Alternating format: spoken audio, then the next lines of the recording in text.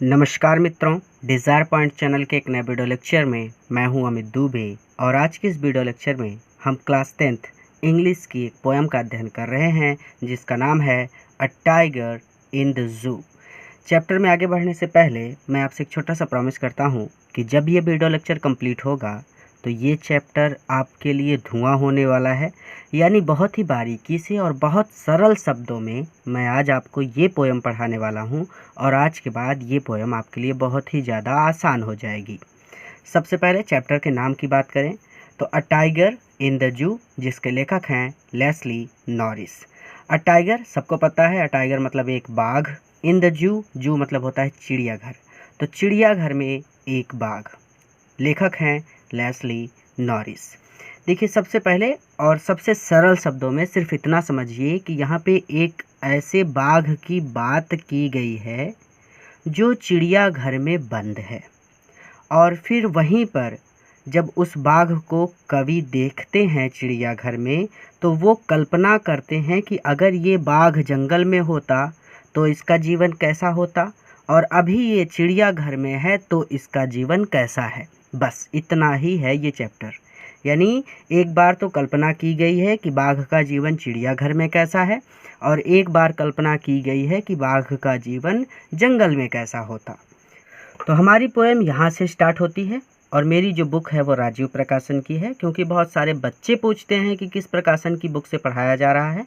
तो बेटा, राजीव प्रकाशन की बुक है और इलाहाबाद के किसी भी क्षेत्र में आपको ये बुक बहुत आसानी से मिल जाएगी। अब आगे कहते हैं कि ही स्टाक्स।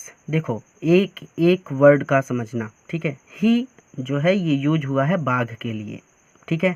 तो ही की हिंदी होती है वहाँ, ठीक। स्टाक्स का मतलब होता है शान से चलना। इन हिज मतलब अपनी, विविड मतलब होता है चमकीली, स्ट्राइप्स मतलब धारियाँ। तो ही स्टाक्स वह शान से चलता है, इन हिज अपनी, विविड चमकीली, स्ट्राइप्स धारियों में। अब देखो, बाघ के शरीर पर बहुत सारी काली पट्टियाँ होती हैं, काली धारियाँ होती हैं। उन्हीं की बात कर रहे हैं लेखक कि वो अपनी काली धारियों के साथ, चमकीली धारियों के साथ शान से चलता है, ठीक है। फिर से कि ही मतलब बाघ, स्टाक्स मतलब शान से चलता है, तो हम इसको ऐसे पढ़ेंगे कि वह शान से चलता है, इन हीज विविड स्ट्राइप्स, अपनी चमकीली धारियों में या अपनी चमकीली धारियों के साथ, ठीक है। तो ही स्टाक्स वह शान से चलता है, इन हिज विविड स्ट्राइप्स, अपनी चमकीली धारियों के साथ, अर्थात उसको अपनी चमकीली धारियों पर गर्व है, अपनी शान पर गर्व है, इसलिए वो शान से चल रहा है। द फ्यू स्टेप्स, फ्यू मतलब कुछ, स्टेप्स मतलब कदम, कुछ कदम, ऑफ हिज अपने, केज मतलब पिंजरे में। अब ये बाघ जो है ये चिड़ियाघर में एक पिंजरे में बंद है, तो अब घूमते घूमते वो पिंजरे से बाहर तो जा नहीं सकता, तो अब पिंजरे का क्षेत्र जितना होगा सिर्फ उसी क्षेत्र में वो टहल रहा होगा, अर्थात वो थोड़ी ही दूर चल पा रहा है, केवल पिंजरे में ही चल पा रहा है। इसीलिए लेखक ने कहा फ्यू स्टेप्स, कुछ कदम।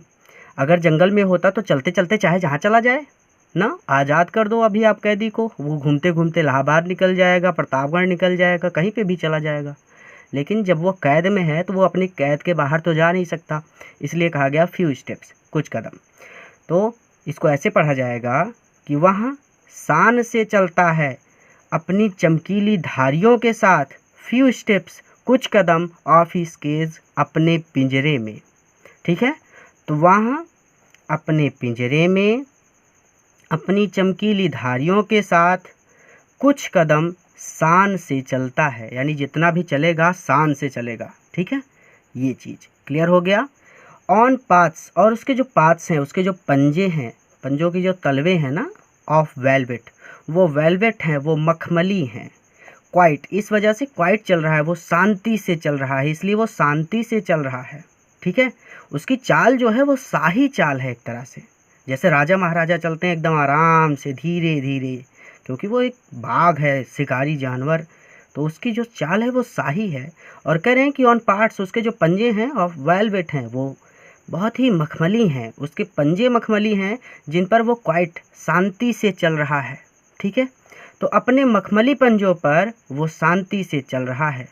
इन हिज क्वाइट रेज, अब देखो, इन हिज अपने क्वाइट शांत, रेज क्रोध में, और वो शांत क्रोध में है। अभी आपको ही ले जाके कहीं पे बंद कर दें तो आपको भी गुस्सा आएगी ना। तो उसी तरह से जो बाघ है वो गुस्से में है, लेकिन उसको देखने से ऐसा लग रहा है कि वो शांत है, अर्थात वो शांत क्रोध में है। पहला चैप्टर यहाँ पे मतलब पहला स्टैंजा इतना आसान है, लेकिन बच्चों को थोड़ा सा डाउट होता है। देखो अब फिर से समझ लो एक बार कि ही स्टाक्स वह शान से चलता है, इन हिज विविड स्ट्राइप्स अपनी चमकीली धारियों के साथ। पहला वर्ड द फ्यू स्टेप्स कुछ कदम ऑफ ईच केज अपने पिंजरे में।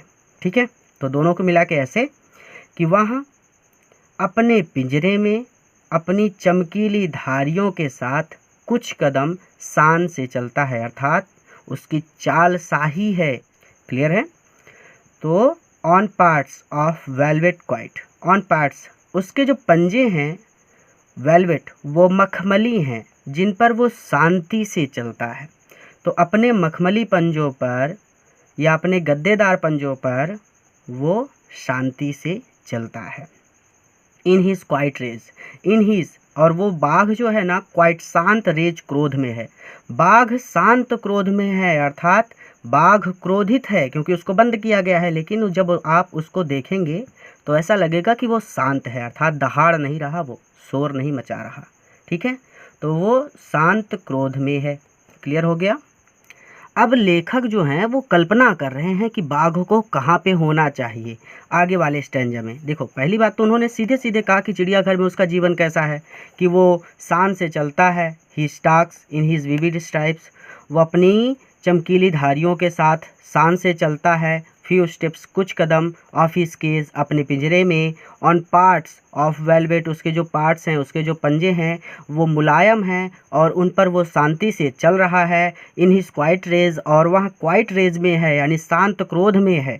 इतना तो लेखक ने कहा, लेकिन फिर आगे वो कहते हैं कि वास्तव में इसको कहाँ पे होना चाहिए। अगर ये जंगल में होता, अगर इसको कैद ना किया गया होता तो इसका जीवन कैसा होता। तो आगे कह रहे हैं कि ही शुड बी, ही मतलब इसे यानी इस बाघ को, शुड मतलब चाहिए, बी मतलब होना, यानी इसे होना चाहिए था लर्किंग छुपा हुआ, इन शैडो छाया में, इसे छाया में छुपा हुआ होना चाहिए था। अर्थात अगर ये जंगल में होता तो ये छुपकर शिकार कर रहा होता। अगर शोर मचाएगा तो जो शिकार होगा इसका वो तो भाग जाएगा, इसलिए ये छुपकर शिकार करते हैं ना।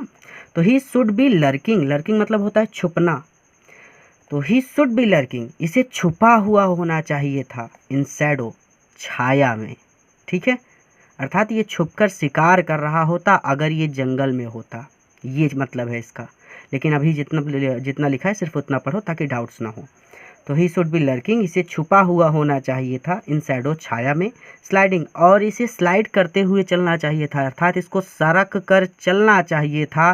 थ्रू लॉन्ग ग्रास लंबी घास से होकर, तो लंबी घास से होकर या लंबी घास में से इसको सरक कर चलना चाहिए था। जब बाघ शिकार को ताड़ता है, शिकार करने के लिए किसी जानवर को ताड़ता है, तो वो धीरे धीरे सरक सरक कर घास में से छुप छुप कर आगे बढ़ता है ताकि उसका शिकार ना भाग जाए। इसलिए वो कह रहे हैं कि इसे लंबी घास में से होकर सरकते हुए चलना चाहिए था। Near the water hole, near मतलब पास, वाटर होल पानी के गड्ढे के पास, वाटर मतलब पानी, होल मतलब गड्ढा, तो पानी के गड्ढे के पास, वेयर जहाँ से प्लम्प मोटा ताजा, प्लम्प मतलब मोटा ताजा, डीर हिरण पास गुजरता है। तो पानी के गड्ढे के पास जहाँ से मोटा ताजा हिरण गुजरता है। एक बार फिर से देख लो कि he should B lurking in Shadow, इसे छाया में छुपा हुआ होना चाहिए था और इसे लंबी घास में से हो करके सरकते हुए चलना चाहिए था। नियर द वाटर होल पानी के गड्ढे के पास जहाँ से मोटा ताजा हिरण गुजरता है। अर्थात अगर ये जंगल में होता तो ये ऐसी चीज़ें कर रहा होता, ना कि ये शान से यहाँ पे टहल रहा होता। ठीक है, ये चीज़ बता रहे हैं कि जंगल में इसका जीवन कैसा होता और ये चिड़ियाघर में बंद है तो इसका जीवन कैसा है। अब फिर आगे कह रहे हैं कि ही शुड बी स्नार्लिंग, यानी अभी भी बात कर रहे हैं कि जब वो जंगल में होता। ठीक है, अभी चिड़ियाघर की बात नहीं हो रही, अभी भी जंगल की ही बात हो रही है। तो कह रहे हैं ही शुड बी, इसे होना चाहिए था। स्नार्लिंग मतलब होता है दहाड़ना या गुर्राना, तो इसको गुर्राते हुए होना चाहिए था या दहाड़ते हुए होना चाहिए था। अराउंड हाउसेस घरों के आसपास या घरों के अगल बगल में इसको गुर्राते हुए या दहाड़ते हुए होना चाहिए था। कवि कल्पना कर रहे हैं, ठीक है, ध्यान से समझना, कंफ्यूज मत होना। कवि ने जब बाघ को पिंजरे में देखा चिड़ियाघर में, तो वो उसकी हालत को देखकर कल्पना कर रहे हैं कि इसको तो जंगल में होना चाहिए था, और अगर ये जंगल में होता तो ये ऐसी ऐसी चीज़ें कर रहा होता, ठीक है। तो ही शुड बी, देखो अभी भी कह रहे हैं कि इसको होना चाहिए था, ठीक है। स्नार्लिंग, गुर्राते हुए, दहाड़ते हुए, अराउंड हाउसेस, घरों के आसपास, ठीक है। तो घरों के आसपास या घरों के चारों ओर इसको गुर्राते हुए या दहाड़ते हुए होना चाहिए था। At jungle stage, at the jungle, जो जंगल के अपोस्ट्रॉफी यस लगा है, ठीक है। अपोस्ट्रॉफी यस का मतलब होता है का, की, के। तो जो जंगल के एज, किनारे पर बने हैं, जो जंगल के छोर पर बने हैं या जंगल के छोर पर स्थित हैं, ठीक है। जैसे जंगल हो गया यहाँ पे, तो अब ये जंगल के ठीक बगल आसपास जो गांव हैं, जो घर बने हैं, वहाँ पे कभी कभी जंगली जानवर घुस जाते हैं, ठीक है। तो ऐसा होता है कि अगर आपका घर जंगल के बगल में है या जंगल से सटा हुआ है, तो कभी न कभी कोई जंगली जानवर घूमते टहलते आपके घर के आसपास आ ही जाएगा। तो वही चीज़ ये कह रहे हैं कि जो घर बने हैं जंगल के किनारे पर या जंगल के छोर पर जो घर बने हैं, उनके आसपास इसको दहाड़ते हुए होना चाहिए था। बेयरिंग, बेयर मतलब होता है डराना, ठीक है, सॉरी दिखाना। बेयर मतलब दिखाना, टेररिज्म मतलब डराना। तो बेरिंग, इसको दिखाना चाहिए था हीज, अपने वाइट सफ़ेद फैंक्स, दांतों को, हीज क्लॉज, और अपने पंजों को। तो इसे अपने सफ़ेद दांतों और सफ़ेद पंजों, या फिर आप ऐसे कह सकते हैं कि चमकीले दांतों और चमकीले पंजों को दिखाना चाहिए था। टेराइजिंग, और डराना चाहिए था द विलेज, गांव को या गांव के लोगों को, ठीक है। तो इसको अपने चमकीले या सफ़ेद दांतों को दिखाना चाहिए था और अपने पंजों को दिखाना चाहिए था और गांव के लोगों को डराना चाहिए था। यानी कहने का मतलब है कि जब ये अपने चमकीले दांत और पंजे दिखाता तो गांव के लोग इसके पंजे और दांत देखकर डर जाते। यानी कह रहे हैं सीधा सीधा कि इस बाघ को गांव के लोगों को अपने चमकीले दांत और पंजे दिखाकर डराना चाहिए था, लेकिन ये तो पिंजरे में कैद है। एक बार फिर से देख लो ताकि डाउट्स ना हो। तो ही should B snarling around houses eight the jungle stage. एक बार खुद से पढ़ लिया करो जब मैं पढ़ रहा हूँ, क्योंकि एक बार पढ़ा दिया तो आ जाना चाहिए। तो ही शुड बी स्नार्लिंग, इसको दहाड़ते हुए होना चाहिए था अराउंड हाउसेस, घरों के चारों ओर। इसे घरों के चारों ओर दहाड़ते हुए होना चाहिए था जो जंगल के किनारे पर या जंगल के छोर पर बने हैं। तो जंगल के छोर पर बने घरों के चारों ओर इसे दहाड़ते हुए होना चाहिए था। Baring his white fangs, his claws, और अपने सफ़ेद दांत और अपने पंजों को दिखाकर इसे गांव के लोगों को डराना चाहिए था, ठीक है। But he is locked, but अब यहाँ पे देखिए वो थोड़ा सा जब फिर सारी कल्पना से सच्चाई पर आते हैं तो वो कहते हैं कि बट, लेकिन ही इज़ लॉक्ड, ये बंद है, इन अ कंक्रीट सेल, एक कंक्रीट की मजबूत सेल में, एक मजबूत कंक्रीट की कोठरी में, ठीक है। कंक्रीट मतलब एक सीमेंट, बालू, गिट्टी, ये सब चीज़ मिलाकर जो दीवार बनाई जाती है उसको बोलते हैं कंक्रीट की दीवार।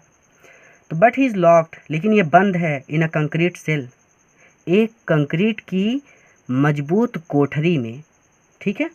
हीज स्ट्रेंथ, और इसकी जो शक्ति है, बिहाइंड बार, वो बार सलाखों के बिहाइंड, पीछे कैद है, और इसकी शक्ति सलाखों के पीछे कैद है। Stalking the length of his cage, stalk वो नाप रहा है द लेंथ, लंबाई को, ऑफ हिज केज, अपनी केज की, अपनी जो उसकी जो कोठरी है, जो उसकी कैद है, जो उसका पिंजरा है, उसकी लंबाई को वो नाप रहा है। अर्थात वो सिर्फ अपने पिंजरे में ही टहल सकता है और कहीं पर भी नहीं जा सकता। तो stalking the length of his cage, वो अपनी कैद या अपनी पिंजरे की लेंथ, लंबाई को स्टाकिंग नाप रहा है, ठीक है। यानी वो सिर्फ अपने पिंजरे में ही टहल सकता है और कहीं पर भी नहीं जा सकता। इग्नोरिंग, नज़रअंदाज करते हुए, विजिटर्स, आगंतुकों को, जो आगंतुक आ रहे हैं, जो उसको देखने के लिए चिड़ियाघर में लोग आ रहे हैं ना, उन सभी लोगों को नज़रअंदाज करके वो अपने पिंजरे की लंबाई को नाप रहा है। आप ऐसे कह सकते हैं। इसको कहने के दो तरीके हैं। दूसरा तरीका ये है कि आगंतुकों यानी उसको देखने के लिए जो विजिटर्स आ रहे हैं, आगंतुक आ रहे हैं, उनको नज़रअंदाज करते हुए अपने पिंजरे में स्टॉकिंग द लेंथ, आप इसको सीधा बोल दीजिए कि वो अपने पिंजरे में टहल रहा है।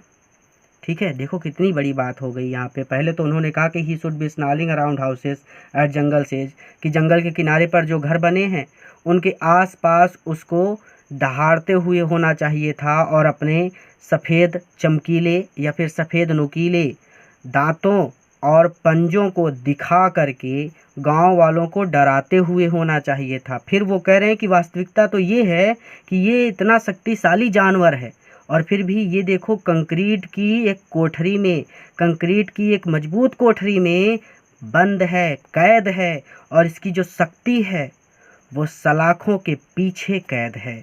और ये अपने जो इसको देखने के लिए लोग आ रहे हैं ना, इग्नोरिंग विजिटर्स यानी आगंतुकों, यानी जितने आगंतुक हैं या जितने आने वाले लोग हैं उन सभी लोगों को नज़रअंदाज करके ये केवल अपनी कोठरी में टहल रहा है।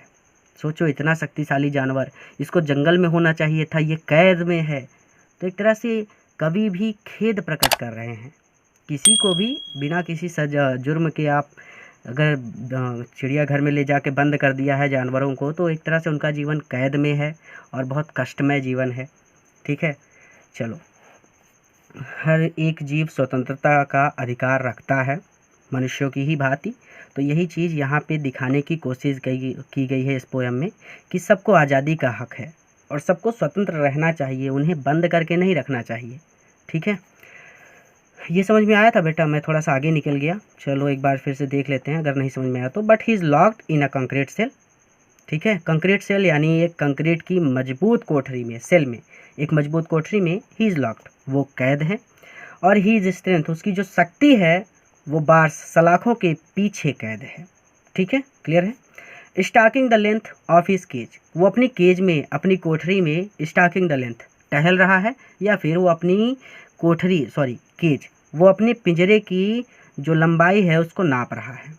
ठीक है, यानी वो अपने पिंजरे की पूरी लंबाई में चल रहा है। सीधा सीधा मतलब है कि सिर्फ अपने पिंजरे के अंदर ही चल सकता है। इग्नोरिंग विजिटर्स, आने वाले या जो लोग उसको देखने के लिए आ रहे हैं उनको इग्नोर करके, नज़रअंदाज करके। ठीक है, तो सीधा सीधा ऐसे बोल देना कि आगंतुक जितने भी आ रहे हैं, यानी उसको देखने के लिए जितने लोग आ रहे हैं, उन सबको नज़रअंदाज करके वो अपने पिंजरे में टहल रहा है। क्लियर है। ही, वह बाघ, हियर, सुनता है, द लास्ट वॉइस, आखिरी आवाज़, एट नाइट, रात्रि में। तो रात में वह बाघ जो आखिरी आवाज़ सुनता है, द पेट्रोलिंग कार्स, वो पेट्रोलिंग कार्स की होती है। पेट्रोलिंग कार्स मतलब होता है गश्त लगाने के लिए जो गाड़ियाँ घूमती हैं उनको बोलते हैं पेट्रोलिंग कार्स। रात में चिड़ियाघर में पेट्रोलिंग कार्स यानी गश्त लगाने के लिए गाड़ियाँ निकाली जाती हैं, या गश्त लगाने के लिए चौकीदार निकलते हैं, ताकि वो ये चीज़ देख सकें कि किसी जानवर का पिंजरा तो नहीं खुला, या कोई जानवर बाहर तो नहीं है, या कोई जानवर भाग तो नहीं गया, या फिर किसी जानवर को कोई प्रॉब्लम तो नहीं है।